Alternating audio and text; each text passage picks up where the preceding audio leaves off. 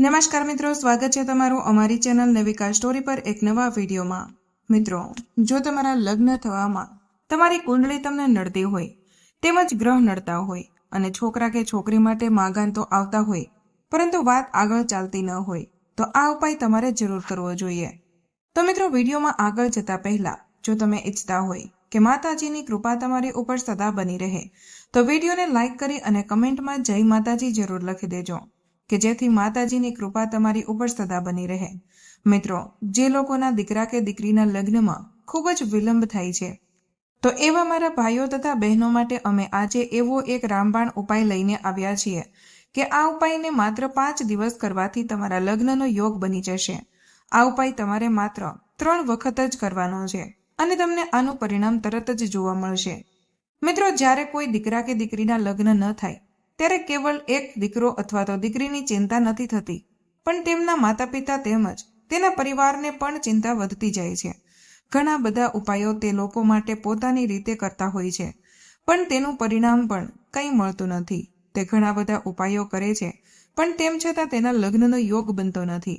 ઘણીવાર એવું થાય છે કે લગ્ન માટે માંગુ તો આવી જાય છે અને વાત પણ આગળ ચાલે છે, પણ તે વાત વચ્ચેથી જ અટકી પડે છે। ઘણીવાર એવું થતું હોય છે કે લગ્ન પણ નક્કી થઈ ગયા હોય છે, પણ તેમ છતાં તે લગ્ન પાછા તૂટી જતા હોય છે। તો મિત્રો, તમે યાદ રાખજો કે જ્યોતિષ શાસ્ત્રમાં જે પણ માહિતી આપવામાં આવે છે તે બધી જ સાચી અને સચોટ પ્રાચીન માહિતી આપવામાં આવે છે। આથી જો તમે જ્યોતિષ શાસ્ત્રમાં જણાવેલા ઉપાયને કરો છો તો હકીકતમાં તમારા લગ્ન માટેના યોગ બનવા લાગે છે। તો મિત્રો, આવા જ ઉપાયને લઈને આજે અમે આવ્યા છીએ કે જે ઉપાય તમારે જરૂર કરવો જોઈએ કે જેથી કરીને તમારા લગ્નનો યોગ અવશ્ય બનશે। પહેલી વાત તો એ કે તમે જે પણ ઉપાય કરો છો તેમાં તમે કેટલો વિશ્વાસ અને ઈશ્વર પર કેટલી શ્રદ્ધા રાખો છો તે મહત્વનું છે। મિત્રો, આ એક કર્મનો જ સિદ્ધાંત છે કે તમે જેવું કરો તેવું જ તમને પ્રાપ્ત થાય છે। અને એક ઉદાહરણના માધ્યમથી સમજાવીએ કે આપણે આપણા ખેતરમાં માંડવી વાવીએ છીએ તો તેને ઉગતા પણ ઓછામાં ઓછો 3 થી 4 મહિના લાગે છે। તો મિત્રો, આ તો શાસ્ત્રો છે। તેના ઉપાયના ફળમાં થોડું ઘણું મોડું થઈ શકે છે, પણ તે ઉપાયનું ફળ અવશ્ય મળે છે અને તમારે તેમાં જરાય પણ અંધશ્રદ્ધા રાખવી ન જોઈએ। આપણે આ ઉપાય કરવા જોઈએ તો જ તેનું પરિણામ સારું આપણને મળે છે। ઘણા લોકો એવા હોય છે કે જે પોતાની કુંડળી બધાને બતાવે છે, પણ મિત્રો, કુંડળી બતાવવાથી કોઈના લગ્ન નથી થતા। કુંડળીમાં જે ઉપાયો છે કે જે શાસ્ત્રોમાં જણાવેલા છે તેનું પરિણામ આપણા જીવનમાં પ્રાપ્ત થતું હોય છે। એવી રીતે નાના નાના ઉપાયો જોઈએ તો એ બધા જે વ્યક્તિ પૈસાનો ખર્ચો ન કરી શકે છે કે જે લોકોને આર્થિક સ્થિતિ સારી ન હોય, તો તેના માટે પણ શાસ્ત્રોમાં નાના નાના ઉપાયો જણાવવામાં આવેલા છે। આ ઉપાયોના ફળ બધાને મળે તો છે, પણ ક્યારેક થોડો સમય પણ લાગી શકે છે। આથી મિત્રો, આજે જે ઉપાય અમે લઈને આવ્યા છીએ તેને અમે રામબાણ એટલા માટે કહીએ છીએ કે આનું ઉત્તમ પરિણામ બધાને મળ્યું છે, એટલા માટે આ ઉપાય રામબાણ સાબિત થયો છે। મિત્રો, પહેલા આપણે પુરુષો માટેના ઉપાય વિશે વાત કરીએ। ઘણી વખત એવો પ્રશ્ન થતો હોય છે કે જે જન્મ કુંડળી અમારી પાસે નથી અને અમારા લગ્ન થવામાં વિલંબ થાય છે, તો અમારે શું કરવું જોઈએ? તો પણ તમે જો આ ઉપાય કરશો તો તમને અવશ્ય આનું ફળ મળશે। ભલે તમારી પાસે તમારી જન્મ કુંડળી ન હોય, જન્મ તારીખ ન હોય, તેમ છતાં પણ તમારે આ ઉપાય કરવો જોઈએ કે જેથી તમને આનું ફળ અવશ્ય મળશે।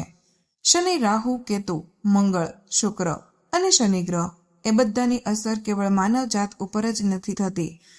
મિત્રો, ત્રિલોકની દરેક વસ્તુ ઉપર આ ગ્રહોની અસર પડતી હોય છે।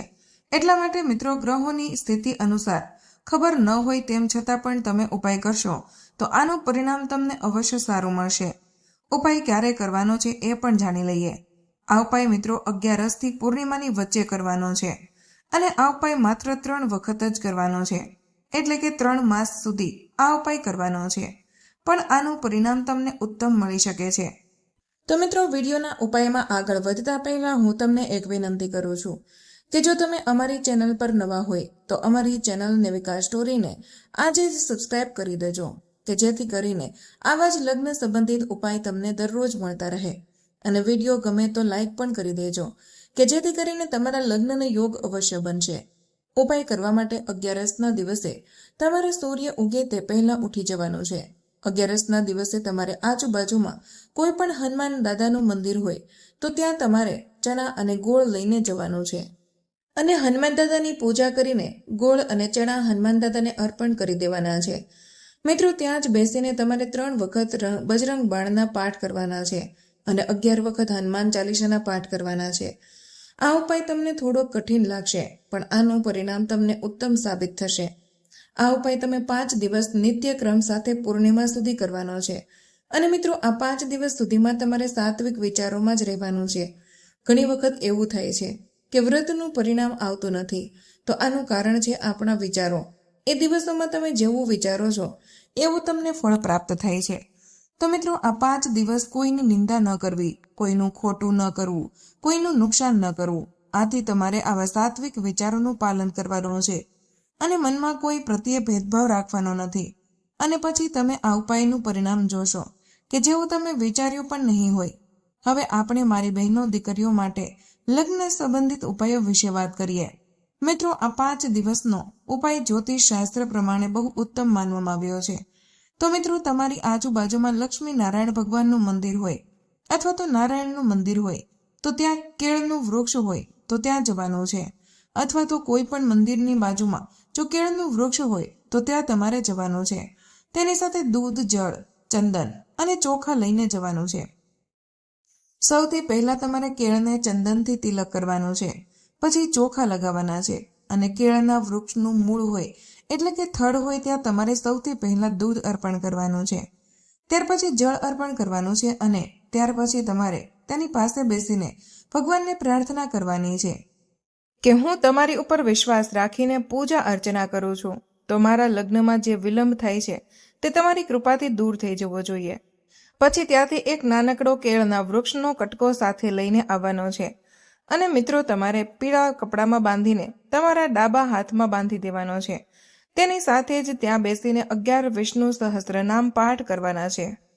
તેમજ જો ત્યાં જગ્યા ન હોય તો તમે ઘરે આવીને પણ પૂર્વ દિશામાં બેસીને પરમાત્માનું સ્મરણ કરીને વિષ્ણુ સહસ્ત્ર નામના પાઠ કરી શકો છો. મિત્રો, હવે આ ઉપાય તમારે 5 દિવસ કરવાનો છે અને આ ઉપાય તમારે 5 દિવસ માત્ર 3 વાર જ કરવાનો રહેશે. આથી જો આ ઉપાય તમે કરશો તો તમારી કુંડળીમાં જે પણ ગ્રહો નડે છે તે તમને નહીં નડી શકે. એક વસ્તુ ખાસ યાદ રાખજો કે તમારો વિશ્વાસ, તમારી શ્રદ્ધા, તમારી પૂજા અર્ચના એ જ તમને સારું એવું પરિણામ આપી શકે છે. જો તમે આ ઉપાય કરી લેશો તો જલ્દી જ તમારા દીકરા કે દીકરીના લગ્ન થઈ જશે. તેમજ જો તેના માટે માગું નહીં આવતું હોય તો તરત જ માગું આવવા લાગશે. પરંતુ મિત્રો, તમારે આ ઉપાય પૂરી શ્રદ્ધાથી કરવાનો છે. જો તમે હવે આ ઉપાય ન કરી શકો તો બીજા ઘણા નાના નાના ઉપાય પણ છે જે તમારે કરવા જોઈએ. આ બધા ઉપાય પણ લોકો કરીને પોતાના લગ્નનો યોગ બનાવી શકે છે. જે વ્યક્તિના લગ્નમાં વિલંબ થઈ રહ્યો છે તેના બેડરૂમમાં બતકની જોડીની મૂર્તિ મૂકી દેજો. આથી લગ્ન જલ્દી થશે અને તમને પ્રેમાળ જીવન સાથી મળશે. તેમજ વાસ્તુશાસ્ત્ર અનુસાર જ્યારે લગ્ન કરવા યોગ્ય છોકરાઓ અથવા તો છોકરી તેમની કારકિર્દીમાં સફળ થાય છે અને લગ્ન કરવા માંગે છે તો તેઓએ ઉત્તર પશ્ચિમ અથવા તો ઉત્તર પૂર્વ ખૂણામાં સૂવું જોઈએ. જો ઉત્તર પશ્ચિમ ખૂણામાં જગ્યા ન હોય તો વૈકલ્પિક રીતે રૂમ ઉત્તર અથવા તો ઉત્તર પૂર્વ દિશામાં હોવો જોઈએ. તેમના રહેવા અને સૂવાની વ્યવસ્થા ઉત્તર પશ્ચિમમાં કરી શકાય છે. લગ્ન માટે લાયક બાળકોના રૂમનો રંગ આછો ગુલાબી હોવો જોઈએ અથવા કોઈ પણ રંગ જે આંખોને સુંદર લાગે તેવો રાખવો જોઈએ. ક્યારેય પણ વધુ પડતા ઘાટા ભૂરા, વાદળી અને કાળા રંગનો ઉપયોગ ન કરવો જોઈએ. આવા રંગો નકારાત્મક ઉર્જાનું સ્તર વધારે છે. અવિવાહિત લોકો જે દક્ષિણ દિશામાં સૂવે છે તેમના લગ્ન જલ્દી થતા નથી. તેવી જ રીતે જુઓ, દક્ષિણ પશ્ચિમ દિશામાં સૂવે છે તેમને લગ્ન માટે લાંબો સમય રાહ જોવી પડે છે. લગ્ન કરવા માંગતા લોકો માટે બેડ એવી રીતે ગોઠવવો જોઈએ કે તેનો બંને બાજુથી ઉપયોગ કરી શકે. બંને બાજુથી દિવાલને અડીને રાખેલો બેડ લગ્નમાં અડચણ બની શકે છે. પલંગની ઉપર કોઈ પણ પ્રકારનો બીમ અથવા તો ડબલ બેડ ન હોવો જોઈએ. આનાથી માનસિક તણાવ થઈ શકે છે જે લગ્નના નિર્ણયમાં અવરોધો ઊભા કરી શકે છે. જો લગ્ન કરવા યોગ્ય વ્યક્તિના લગ્ન જીવનમાં અડચણો આવી રહી હોય તો એવા વ્યક્તિના બેડરૂમમાં ક્યારેય કાતર, છરી અને તીક્ષ્ણ વસ્તુઓ દક્ષિણ પશ્ચિમ દિશામાં ન રાખવી. જે લોકો લગ્ન કરવા ઈચ્છે છે તેઓએ તેમના બેડરૂમની ઉત્તર દિશાની દિવાલ પર રાધા કૃષ્ણ, શિવ પાર્વતી અથવા તો કોઈ પણ વિવાહિત યુગલની તસવીર લગાવવી જોઈએ. આનાથી જલ્દી લગ્ન થવાની સંભાવના વધી જાય છે. લગ્ન કરવા યોગ્ય યુવક યુવતીઓના બેડરૂમમાં દક્ષિણ પશ્ચિમ દિશામાં 2 સક્રિય ક્રિસ્ટલ મૂકો. આનાથી લગ્ન જલ્દી થશે અને તમને શ્રેષ્ઠ જીવન સાથી મળશે. વાસ્તુશાસ્ત્રમાં પીઓનીના ફૂલને જલ્દી લગ્ન માટે શ્રેષ્ઠ માનવામાં આવે છે. લગ્ન માટે લાયક બાળકોના બેડરૂમની બહાર આ ફૂલોની તસવીર લગાવવામાં આવે તો લગ્ન જલ્દી અને સારા થાય છે. જ્યોતિષ શાસ્ત્રમાં એવું માનવામાં આવે છે કે જો કુંડળીમાં ગ્રહોની સ્થિતિ અનુકૂળ ન હોય તો લગ્નમાં અવરોધો આવે છે અને લગ્ન નક્કી થયા પછી પણ તે તૂટી જાય છે. આ પ્રકારની પરિસ્થિતિમાંથી બહાર આવવા માટે કેટલાક જ્યોતિષી આધારિત ઉપાયો છે. જો તમે ધ્યાન આપશો તો તમે જોશો કે લોકો તમારી આસપાસ આમાંથી એક અથવા તો બીજા પગલાં અમલમાં મૂકે છે. જો તમે ઈચ્છો તો તમે પણ આ ઉપાય કરી શકો છો. જ્યોતિષ શાસ્ત્ર અનુસાર કુંડળીમાં માંગલિક દોષ હોય તો લગ્નમાં અવરોધો આવે છે. માંગલિક દોષના કારણે આવતા અવરોધોને દૂર કરવા માટે મંગળવારનું વ્રત રાખવું જોઈએ અને ભગવાન હનુમાનજીની પૂજા કરવી જોઈએ. હનુમાનજીને ઘઉંના લોટ અને ગોળના લાડુ અર્પણ કરો, સિંદૂર ચડાવો અને રામાયણના બાલકાંડનો પાઠ કરો. શનિની પ્રતિકૂળ સ્થિતિ પણ લગ્ન જીવનમાં અડચણ ઊભી કરે છે. શનિના કારણે આવતા અવરોધોને દૂર કરવા માટે દર શનિવારે શિવલિંગ પર કાળા તલ અર્પણ કરવા જોઈએ. શનિવારે કાળા કપડામાં બાંધીને આખા અડદ, લોખંડ, કાળા તલ અને સાબુનું દાન કરવાથી પણ લાભ થાય છે. જો કોઈ છોકરીના લગ્ન થઈ રહ્યા હોય તો અન્ય કન્યાના લગ્નમાં પોતાની ક્ષમતા અને શ્રદ્ધા અનુસાર ગુપ્ત દાન કરવું ખૂબ જ ફાયદાકારક છે. આનાથી વહેલા લગ્ન થાય છે અને લગ્ન જીવન સુખી બને છે. પરંતુ ક્યારેય કોઈની સાથે આ દાનની ચર્ચા ન કરવી જોઈએ. કન્યાના લગ્નમાં ગુપ્ત દાન કરવાથી શનિ અને રાહુના કારણે લગ્નમાં આવતા અવરોધો દૂર થાય છે. જ્યોતિષ શાસ્ત્રમાં લગ્ન માટે ગુરુને મુખ્ય કારક માનવામાં આવે છે.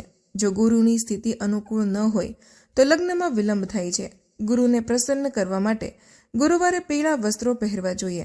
ચણાની દાળ, કેળા, હળદર અને કેસરનું સેવન ફાયદાકારક છે. જો શક્ય હોય તો તમે ગુરુવારે ઉપવાસ પણ કરી શકો છો.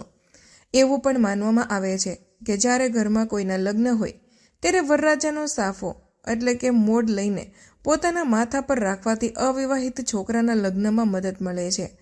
જ્યારે છોકરીઓની કન્યા સાથે ચુંદડી કે સાફો અડાડવો જોઈએ. જે યુવતીના લગ્નમાં વારંવાર વિઘ્નો આવી રહ્યા છે તેમણે રાત્રે તાંબાના વાસણમાં પાણી ભરીને ભગવાન વિષ્ણુની મૂર્તિ અથવા તો ચિત્રની સામે રાખવું જોઈએ. સવારે બ્રહ્મ મુહૂર્ત દરમિયાન તે પાત્રને લઈને ખુલ્લા આકાશમાં જાઓ. આ વાસણમાં રાખેલા પાણીમાં મગ ભરો અને વાસણને પાછું ભગવાન સમક્ષ મૂકી દો. જો આ દરમિયાન કોઈ ટોકે તો કશું બોલશો નહીં. 1 મહિના સુધી આમ કરવાથી લગ્નની શક્યતાઓ પ્રબળ બને છે. જો જલ્દી લગ્ન કરવા હોય તો ક્યારેય એકલા શિવ, રામ કે કૃષ્ણની પૂજા ન કરો. તેનાથી લગ્નમાં વિલંબ થાય છે. લગ્નમાં વિલંબ ટાળવા માટે શિવ પાર્વતી, સીતા રામ અથવા તો કૃષ્ણ રાધાના યુગલની પૂજા જરૂર કરો. તમે જે યુગલની પૂજા કરો છો, પૂજા કર્યા પછી તેના ચરણોમાં જળ લઈને પોતાની માંગ પૂરો. દુર્ગા સપ્તષ્મીના અર્ગલા સ્તોત્રમનો પાઠ કરવાથી અવિવાહિત લોકોના લગ્ન જલ્દી થઈ જાય છે. વાસ્તુ યંત્રની પૂજા કરો.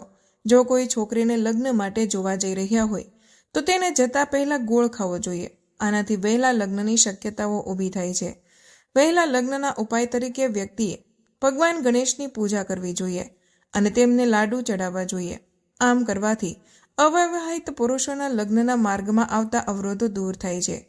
જ્યારે છોકરીઓએ ગણપતિ મહારાજને માલપુઆ અર્પણ કરવા જોઈએ. વહેલા લગ્ન માટે નવગ્રહ યંત્ર પૂજા સ્થાન પર સ્થાપિત કરવું જોઈએ અને પૂજા કરવી જોઈએ.